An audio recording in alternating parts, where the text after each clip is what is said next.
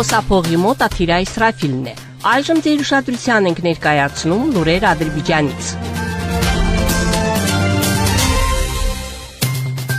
Ապրիլի 23-ին տեղի ունեցել պետական այցով Չինաստանի Ժողովրդական Հանրապետությունում գտնվող Ադրբեջանի Հանրապետության նախագահ Իլհամ Ալիևի դիմավորման պաշտոնական արարողությունը։ Ադրբեջանի նախագահի պատվին հրապարակում, որտեղ ծածանվում էին երկու երկրների պետական դրոշները, շարվել է պատվո պահակախումբ։ Չինաստանի Ժողովրդական Հանրապետության նախագահ Սի Ցզինպինը եւ առաջին տիկին Ֆեն Լիյուանը ողջունել են Ադրբեջանի նախագահ Իլհամ Ալիևին եւ առաջին տիկին Մեհրիբան Ալիևային։ Դիմավորման պաշտոնական արարողությունից հետո կայացել է Ադրբեջանի Հանրապետության նախագահ Իլհամ Ալիևի եւ Չինաստանի Ժողովրդական Հանրապետության նախագահ Սի Ցզինպինի ընդլայնված կազմով հանդիպումը։ Հիշեցնենք, որ անցած տարի երկու երկրները ռազմավարական համագործակցության մասին պայմանագիր են կնքել, որով կողմերը խոստանում են երկու երկրների հարաբերություններին ռազմավարական բովանդակություն հաղորդել։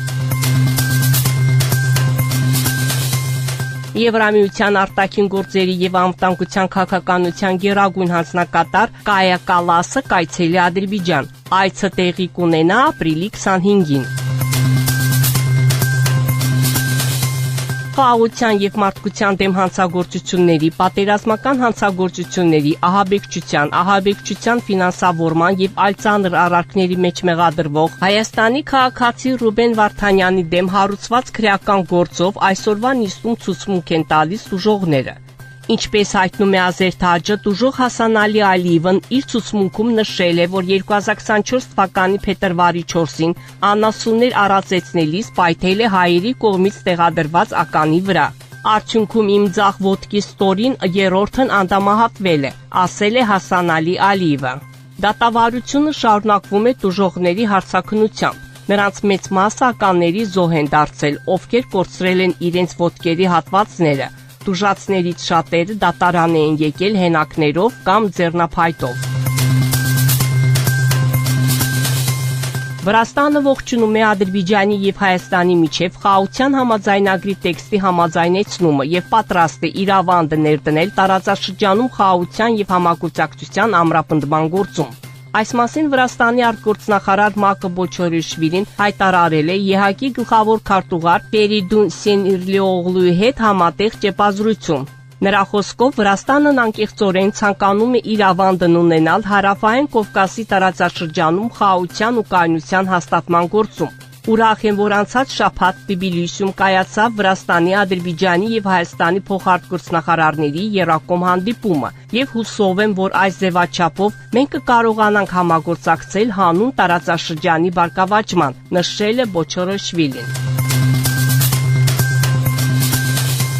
Մեծ Բրիտանիայում Ադրբեջանի դեսպանատան դիվանագետները Լոնդոնի Վեսթմինսթերյան աբբայությունում մասնակցել են Հռոմի Պապ Ֆրանցիսկոյի հոգեհանգստի արարողությանը։ Այս մասին սոցցանցերում հայտնել է Ադրբեջանի դիվանագիտական ներկայացության մամուլի ծառայությունը։ Մեզ համար մեծ պատիվ է մասնակցել Վեսթմինսթերում Հռոմի Պապ Ֆրանցիսկոյի պատվին մատուցված պատարագին, ասված է հաղորդագրության մեջ։ Հիշեցնենք, որ Պոնտիֆիկոսը վախճանվել է 88 տարեկանում։ 2013 թվականին Հռոմի Պապ ընտրված Ֆրանցիսկոսը ծնվել է Արգենտինայում։ Վերջին ամիսներին նա տառապում էր թոքաբորբով։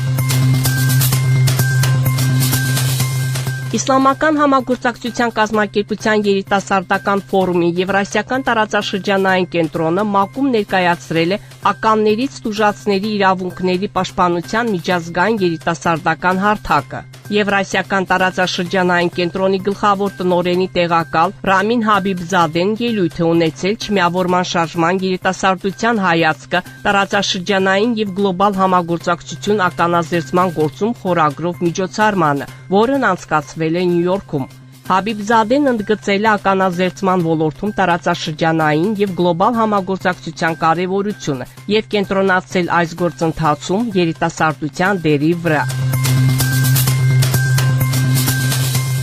Աղդերեի շրջանի Հասանրից գյուղ է ուղևորվել նախկին հարկադիր վերաբնակների հերթական խումբը։ 20 ընտանիք, որոնք նախկինում ապրել են ժամանակավոր կացարաններում, հանրակացարաններում, առողջարաններում եւ վարչական շենքերում, վերաբնակեցման 4-րդ փուլում վերադարձան հայրենի գյուղ, մշտական բնակության։ Նշենք, որ ներկայումս Ղարաբաղում եւ Արևելյան Զանգեզուրում ապրում է մոտ 40,000 մարդ։